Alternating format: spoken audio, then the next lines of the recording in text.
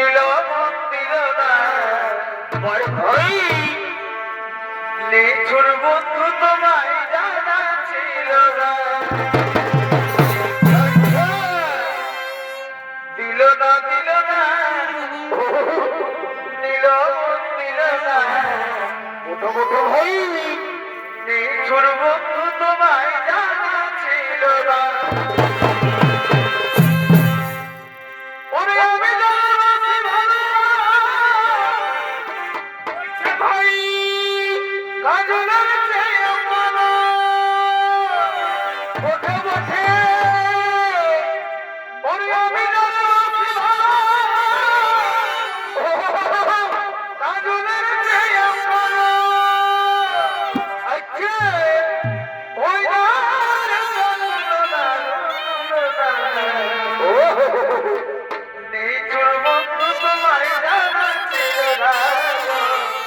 ভাই নিঠুর বন্ধু তোমায়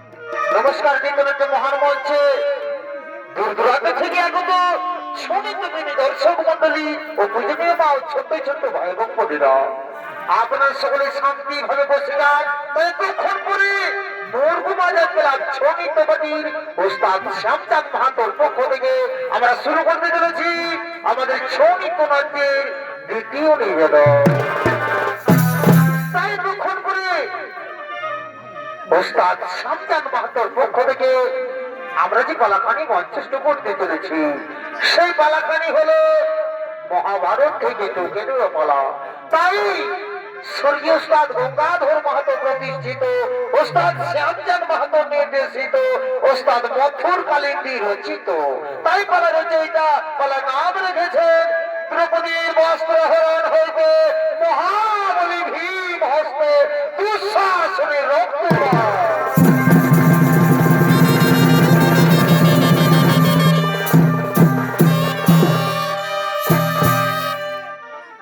দ্রৌপদীর বস্ত্র হরণ হইতে মহাবলী ভীম হস্তে দুঃশাসনের রক্তপাত এইদিকে ধৃতরাষ্ট্র ভীষ্ম দ্রোণাচার্য কৃপাচার্য কর্ণ দুর্যোধন শকুনি এবং হস্তিনাপুরের সমস্ত রাজা প্রজা তারা সকলেই শ্রী হস্তিনাপুরের সভার দিকে আগমন করছে ভীষ্মদেব দ্রোণাচার্য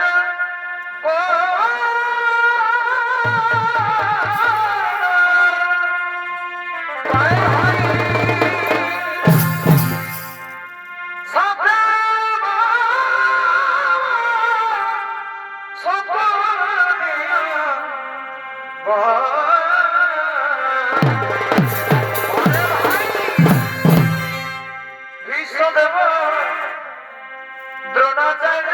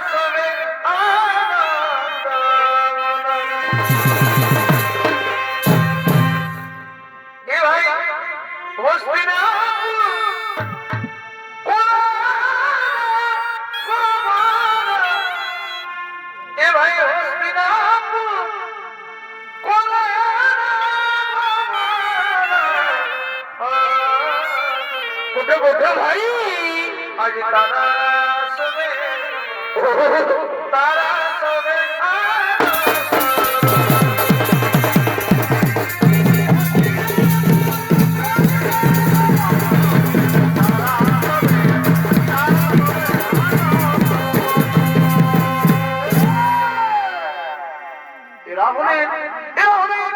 ধৃতরাষ্ট্র বিশ্বদেব দ্রোণাচার্য কৃপাচার্য কর্ণ দুর্যোধন এবং আমার শকুনি তারা সকলে মিলে সেই হস্তিনাপুর সভার দিকে আগমন করছে।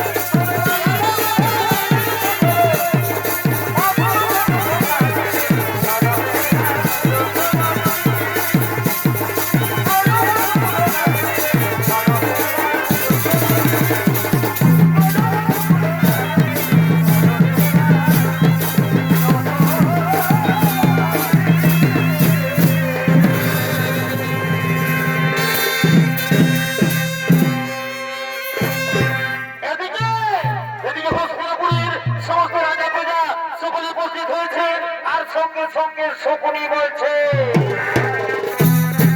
ভাগ্নে দুর্যোধন ভাগ্নে দুর্যোধন যা ভাগ্নে যা তুমি সেই পঞ্চপাণ্ডবদের সেই পঞ্চপাণ্ডবদের দাসে পূর্ণ করার জন্য এই রাজসভার মধ্যে ডেকে নিয়ে এসো ভাগ্নে।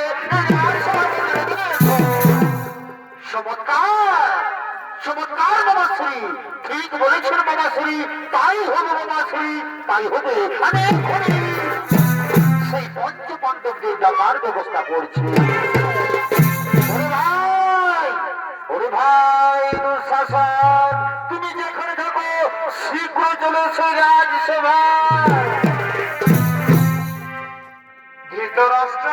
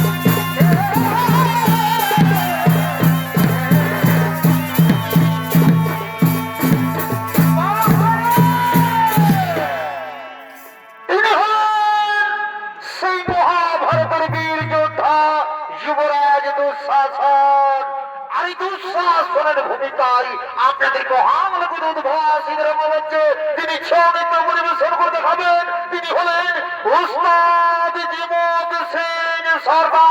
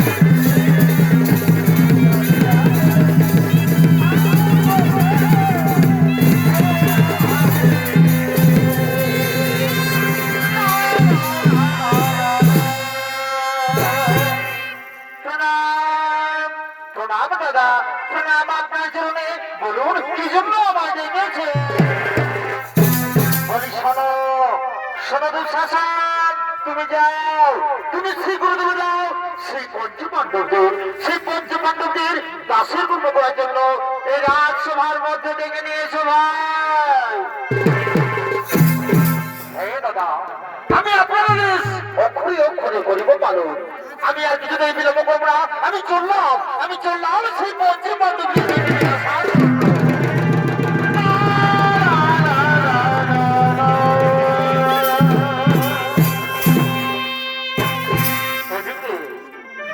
এদিকে সেই বীর পঞ্চপাণ্ডব তারা জুহাই করে দুর্যোধনের নির্দেশে দাসত্ব হয়ে দাসের কর্ম করার জন্য তারা ছুটে চলেছে সেই হস্তিনাপুর রাজসভায় আপনাদের মহান রঙ্গমঞ্চে।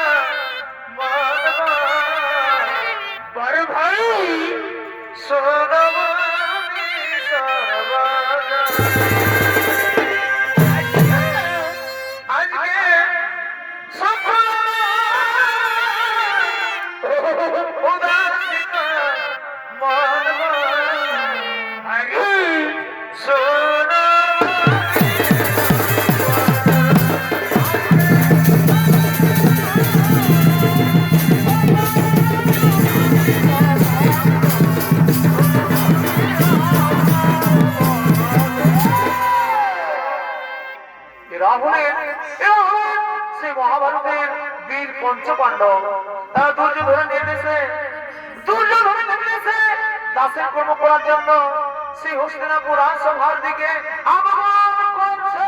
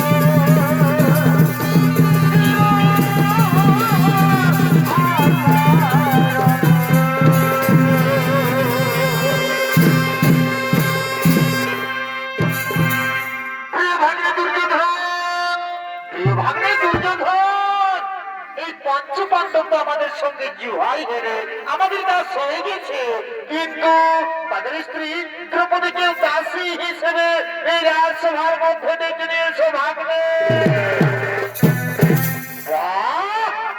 চমৎকার বাবা শ্রী, চমৎকার, ঠিক বলেছেন বাবা শ্রী, তাই হবে বাবা শ্রী, তাই হবে। রাধিকামা, তুমি শীঘ্র চলেছো রাজসভা।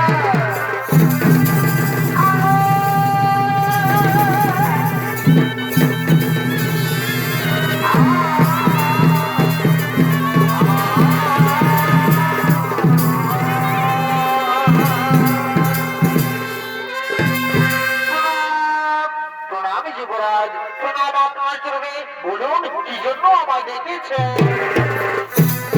শোনো শোনো প্রতিবাদী, তুমি যাও, তুমি শীঘ্রতর যাও সেই দ্রৌপদীর কাছে, তাকে জানিয়ে দাও, তাকে জানিয়ে দাও যে দুর্যোধন তাকে জুহায় জিতেছে। তাই তুমি আর কিচ্ছুতেই বিলম্ব করো না, তুমি শীঘ্র চলে যাও সেই দ্রৌপদীকে ডেকে নিয়েছো রাজসভায়। এই যুবরাজ, তাই হবে যুবরাজ, আমি চললাম, আমি আপনার কথা মতোই আমি চললাম সেই দ্রৌপদীর কাছে।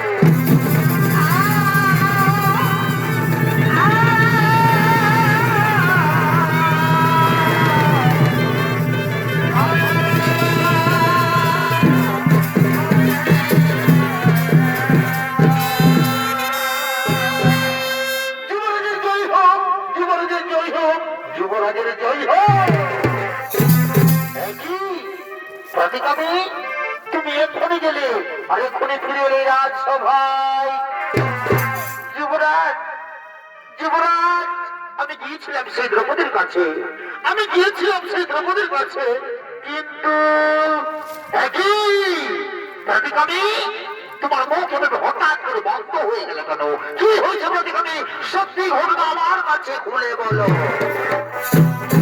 যুবরাজ, আমি গিয়েছিলাম সেই দ্রৌপদীর কাছে, কিন্তু সে কোনো মতে আসতে চাইল না এই সভায়। আমি অনেক অনেক চেষ্টা করলাম, কিন্তু সে কোনো মতে রাজি হলো না এই সভায় আসার জন্য। ওইটা সে তো বড় অহংকার, যে দুর্যোধনের কথা জানতে চাইল না। সে বোধহয় এখনো পর্যন্ত, সে বোধহয় এখনো পর্যন্ত এই যুবরাজ দুর্যোধনকে জানে না। যে দুর্যোধনের কথা অমান্য করে তাকে দুর্যোধন কি শাস্তি দেয়। ভাই দুঃশাসন, তুমি যেখানে থাকো শীঘ্রই চলে সবার কাছে।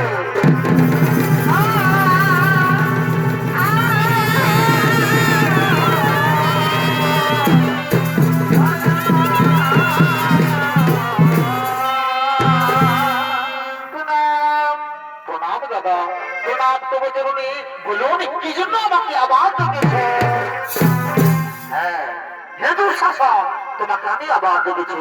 তুমি কি জানো, তুমি কি জানো দুঃশাসন, সেই দ্রৌপদী, সেই দ্রৌপদী নাকি আমার কথা দেখতে চাই নাই সবাই। আমি তার জন্য তোমাকে ডেকেছি দুঃশাসন, আমি তার জন্য তোমাকে ডেকেছি। শোনো দুঃশাসন, তুমি যাও, যাও তুমি নিজে গিয়ে, যাও তুমি নিজে গিয়ে ওই অহংকারী নারীর, ওই দ্রৌপদীর চুলে চুলে টানতে টানতে গিয়ে সেই সভায় তাকে জানিয়ে দাও, তাকে জানিয়ে দাও যে দুর্যোধন তাকে জিহায় জিতেছে। হ্যাঁ দাদা, আমি তো পূর্বেই বলেছি, তবে আমি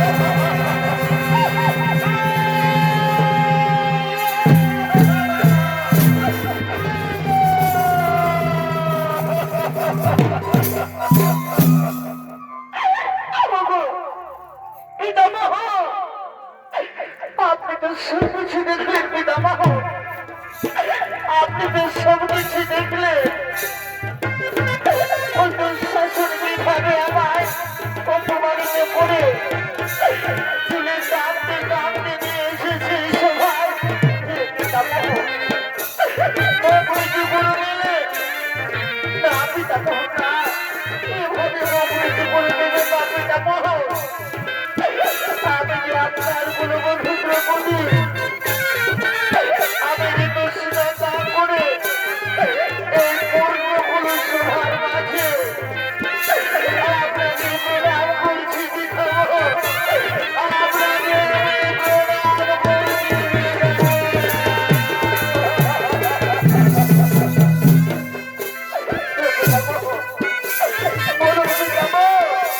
আমি কি অপরাধ করেছিলাম? আমাকে সমাজে অপমান করা হয়েছে। বলুন কি যাবো? আমার এই প্রশ্নের উত্তর দিন কি যাবো? আমার এই প্রশ্নের উত্তর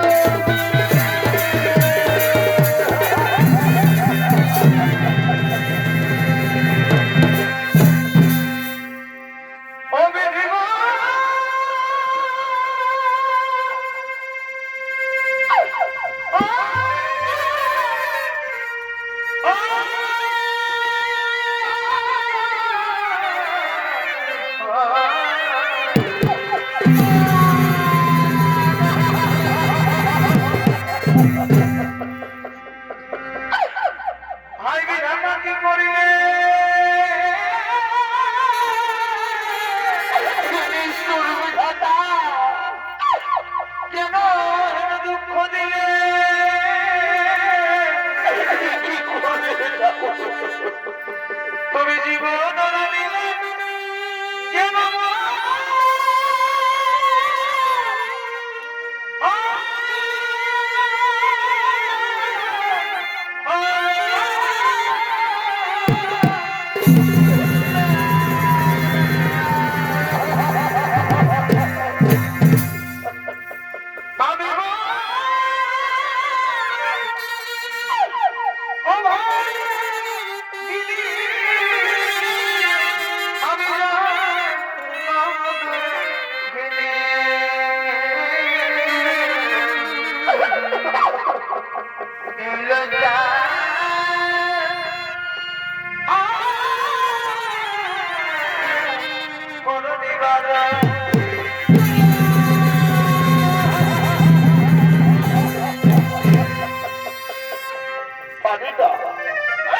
আমি অপমান সহ্য করতে আর পারি না।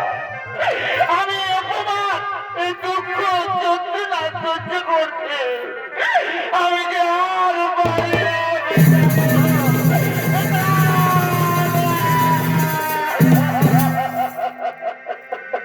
তুমি বীর পঞ্চপাণ্ডব আমার স্বামী আজকে মুখে সব নাই শুনে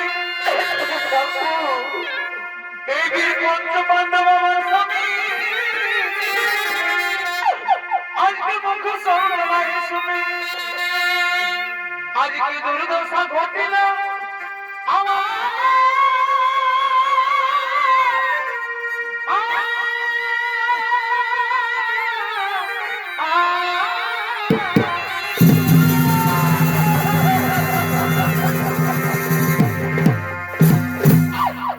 তুমি অধিকার এই সবার মাঝে আমি মনে করি না রে যেই কামার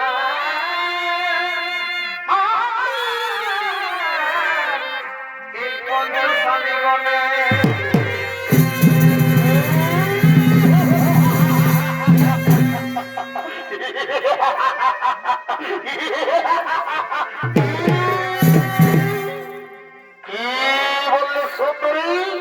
তোমার পঞ্চপাণ্ডব স্বামী? না না না না না না না না না না। শোনো সুন্দরী, তোমার পঞ্চপাণ্ডব স্বামী কি তোমাকে করে ভা করতে পারবে না। কারণ তুমি কি জানো, তুমি কি জানো সুন্দরী, তোমার এই পঞ্চপাণ্ডব স্বামী না আমাদের সঙ্গে জুহাই হেরে আমাদের কাজ হয়ে গেছে। আর জানো সুন্দরী, তোমার এই পঞ্চপাণ্ডব স্বামী কি করেছে? তোমার এই পঞ্চপাণ্ডব স্বামী না আমাদের সঙ্গে জুহাই তোমাকেও হেরে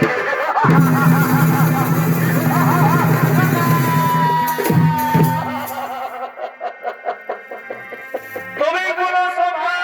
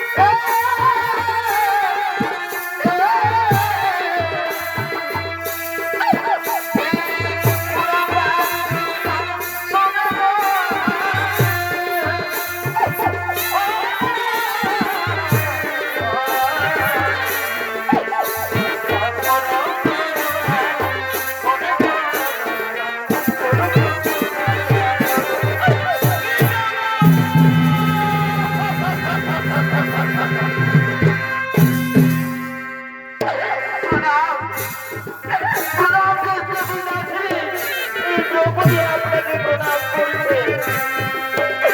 আপনি তো বড় ভাগ্যবান যে দৃষ্টিহীন জন্মেছে।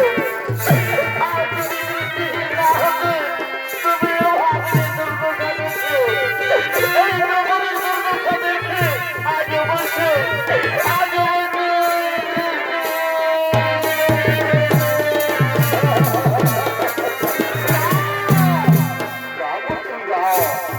তুমি আমাকে কথা বলো না পুত্রী, তুমি আমাকে কিছু বলো না পুত্রী, তুমি আমাকে কিছু বলো না।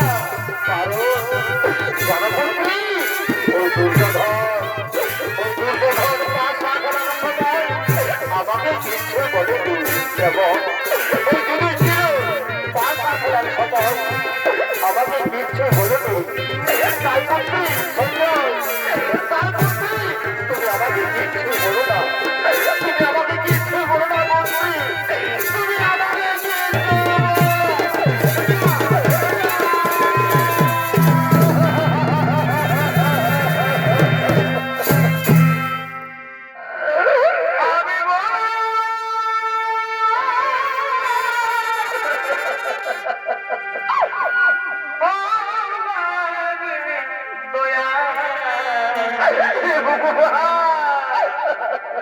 আমার দুঃখে সীমা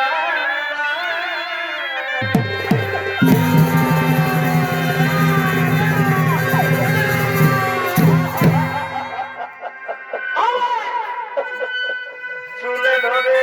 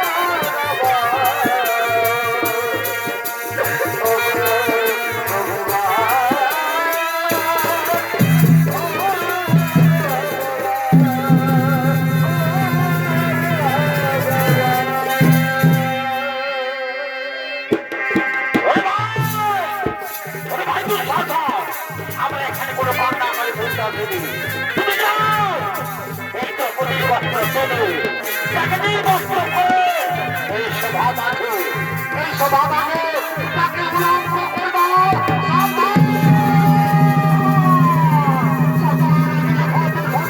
না ভাই, না ভাই, তুমি শান্ত হয়ে যাও।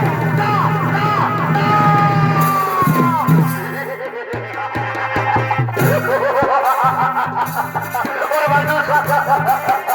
ওরে বন্ধু, শাসন তুমি এদিকে দেখো। দেখো, ওই পঞ্চপাণ্ডব যে ভাই হলে তারা কিভাবে ছটফট, ছটফট, ছটফট করছে। সাবধান দুর্যোধন দুঃশাসন, আমি তোমাদের বারবার করে সাবধান করে দিচ্ছি, আমি তোমাদের বারবার করে সাবধান করে দিচ্ছি। এই সতীর বাইরে হাত দিবি না, তোমার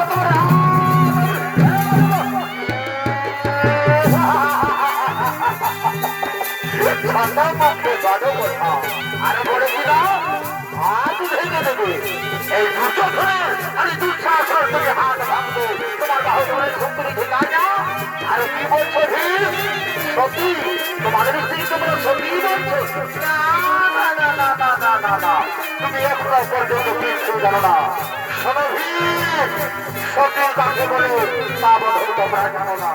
যে নারী 5 স্ত্রী হয়ে থাকে, যে নারী 5 স্ত্রী হয়ে থাকে তাকে কোনোদিনও সতী বলা যায় না। তাকে কি বলে জানো? তাকে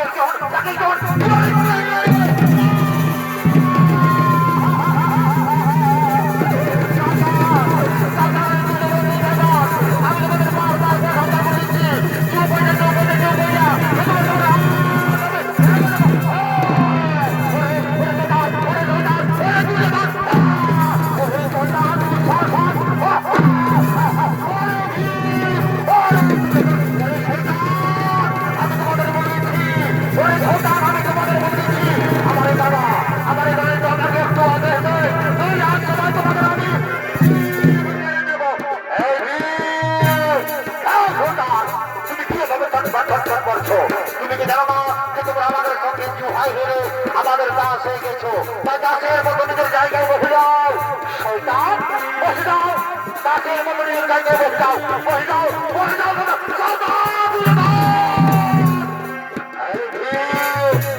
তুমি কি ভেবে ছটফট করছো?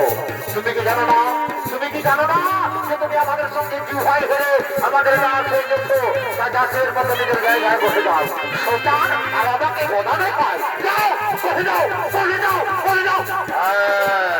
আর শোনো দুঃশাসন, তুমি এখন আমার আজ্ঞা পালন করো। তুমি যাও এই দ্রৌপদীর বস্ত্র কিনে তাকে নির্বস্ত্র করে এই সভা মাঝে তাকে উলঙ্গ করে দাও। দেখি আমি তাকে জিহাই দিতেছি, তাকে সভা মাঝে নগ্ন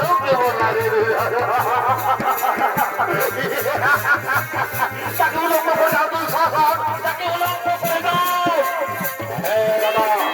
আমি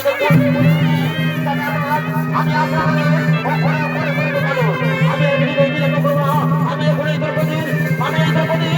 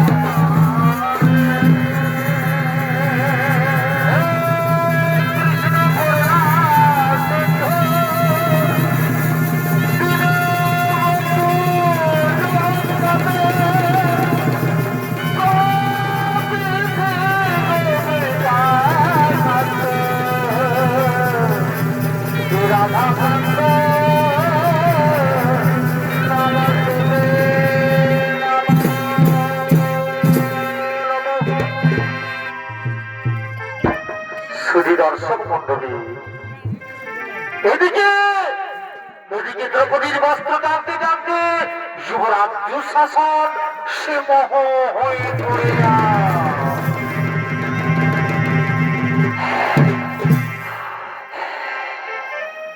কারণ সত্যযুগের দিন গর্গমণি গঙ্গার জলে স্নান করছিলেন। এমন সময় সে গর্গমণি গঙ্গার জলে স্নান করতে করতে তার গায়ের বস্ত্র জলের মধ্যে ভেসে যায়। সেই সময় গর্গমণি সেই জলের মধ্যে উলঙ্গ অবস্থায় দাঁড়িয়ে রয়েছিলেন। তার বাঁচার কোনো উপায় ছিল না, কিন্তু ভগবানের লীলা। এমন সময় সেখানে দ্রৌপদী উপস্থিত হয়। সেখানে দ্রৌপদী পৌঁছে দেখতে পাই যে গর্গমণি জলের মধ্যে উলঙ্গ অবস্থায় দাঁড়িয়ে রয়েছে। সেই সময় দ্রৌপদী নিজেই তার একখানা বস্ত্র দিয়ে সেই গর্গমণিকে জলের থেকে উদ্ধার করেছিলেন। সেই সময় গর্গমণি এই দ্রৌপদীকে প্রাণ ভরে আশীর্বাদ দিয়েছিলেন। তাই শুধু দর্শক মন্ডলী, তাই সেই শ্রীকৃষ্ণের আশীর্বাদে, তাই শুধু দর্শক মন্ডলী, এদিকে সেই গর্গমণির আশীর্বাদে আজ সে নারায়ণ এসে, আজ স্বয়ং কৃষ্ণ ভগবান এসে দ্রৌপদীকে বস্ত্র দিয়ে তার লজ্জা নিবারণ করেছে।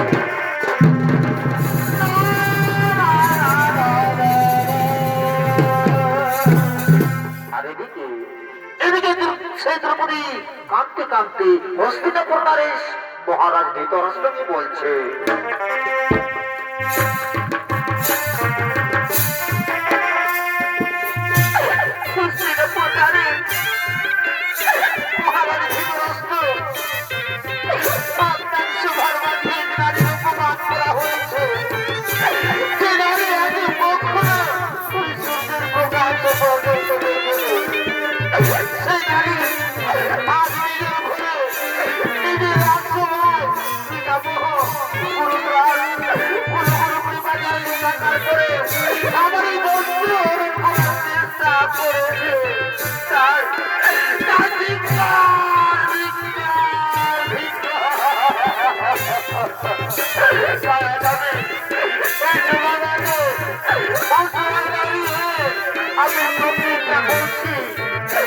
আমি প্রতিজ্ঞা করছি, যতদিন পর্যন্ত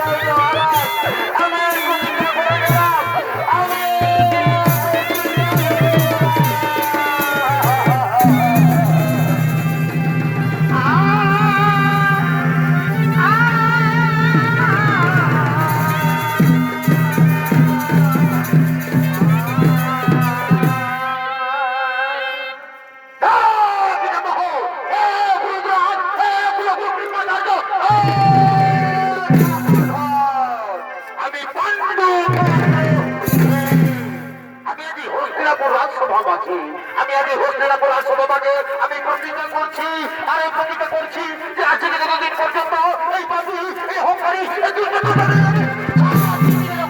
করতে পারি, ততদিন পর্যন্ত আমি আমার পূর্বপুরুষের আমি কোনোদিন মুখ দেখাবো না, আমার পূর্বপুরুষের আমি কোনোদিন মুখ দেখাবো না। আমি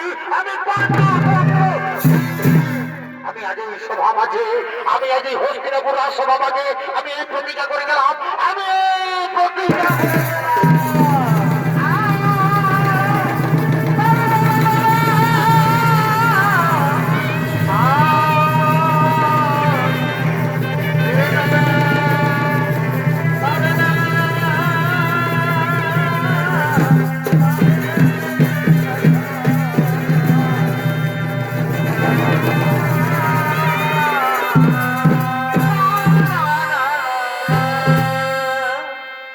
দর্শক মন্ডলী। এদিকে সেই বীর পঞ্চপাণ্ডব তারা দুর্যোধনের নির্দেশে 1 বছর অজ্ঞাতবাস এবং 12 বৎসর বনবাসে চলে যায়। এবং তাদের অজ্ঞানবাস এবং বনবাস পূরণ হয়ে যায়। আর এদিকে দুঃশাসন চলেছে, তারা সমস্ত সেনা সৈনিক নিয়ে সেই রণভূমির দিকে। আর ওদিকে পঞ্চপাণ্ডব চলেছেন যুদ্ধ করার জন্য সেই রণভূমির দিকে। আপনাদের মহান রঙ্গমঞ্চে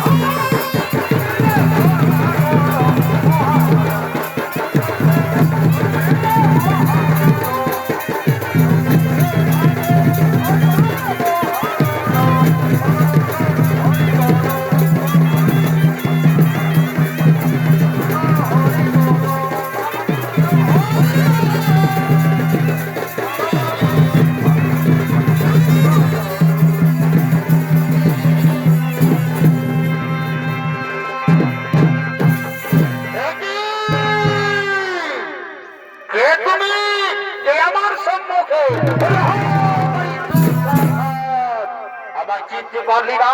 আমি ও কে ভীম? আচ্ছা আচ্ছা, ওরে ভীম, আমি রণভূমিতে না তোমাকে এদিকে ওদিকে খুঁজে বেড়াচ্ছিলাম। আমি অন্য ভেবেছিলাম যে তুমি রণভূমি ছেড়ে তোমাদের দ্রৌপদী চুলের মধ্যে তুমি লুকিয়ে সাবধান লোক দুঃশাসন, আর নয় দুঃশাসন আর নয়। মনে করে সে রাজসভার কথা আমরা পঞ্চপাণ্ডব সামনে থাকার পরে আমাদের পাঁচজনের বস্ত্র অপহরণ করার চেষ্টা করেছিলি। বলে শয়তান, আজ আমি তোমার ছাড়বো না। তাই সেই পাপের প্রতিফল পাওয়ার জন্য তুমি তৈরি হয়ে যাও বা ধরাধরা করো না। এখন আগে তোমার আমি বলছি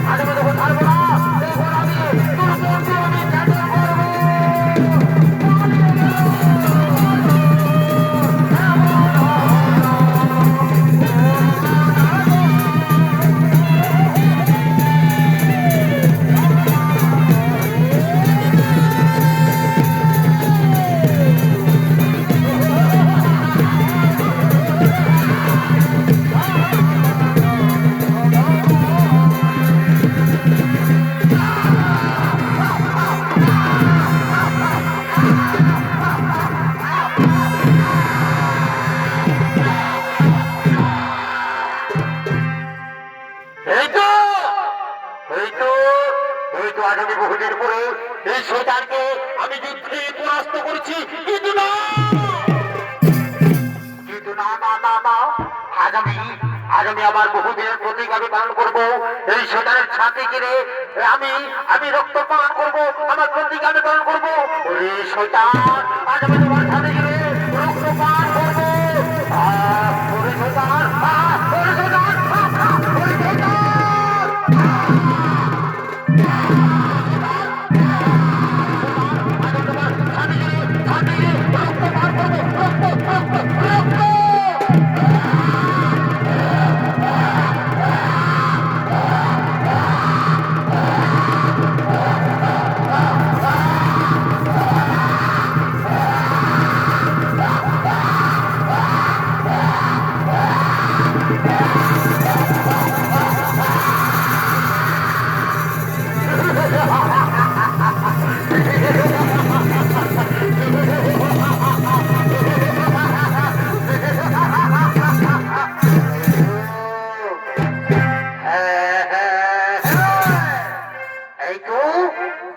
আজ আমি এই শয়তানের ছাতি দিয়ে আমি রক্ত পান করেছি, কিন্তু না, আমি তো আমার প্রতিজ্ঞা পালন করেছি, কিন্তু আমার আরেকটি প্রতিজ্ঞা রয়েছে। সেই প্রতিজ্ঞা হলো আমাদের পাঞ্চালী, আমাদের দ্রৌপদী সেই রাজসভায় প্রতিজ্ঞা করেছিল যে দুষ্ট দুঃশাসনের রক্ত দিয়ে তার কেস ধৌত করবে, কিন্তু না, কিন্তু না না না, আজ আমি একটুখানিও বিলম্ব করবো না। এই শয়তানের ছাতি দিয়ে আমি রক্ত নিয়ে যাবো সেই দ্রৌপদীর কেস ধৌত করার জন্য। আর আমি শীঘ্রই আমাদের দ্রৌপদীর প্রতিজ্ঞা আমি পালন করবো। এই শয়তানের ছাতি দিয়ে নিয়ে যাবো সেই রক্ত নিয়ে যাবো সেই দ্রৌপদীর কেস ধৌত করার জন্য। ওরে শয়তান, ওরে হতারি, ওরে পাপী, ওরে কুলাঙ্গার, ওরে শয়তান।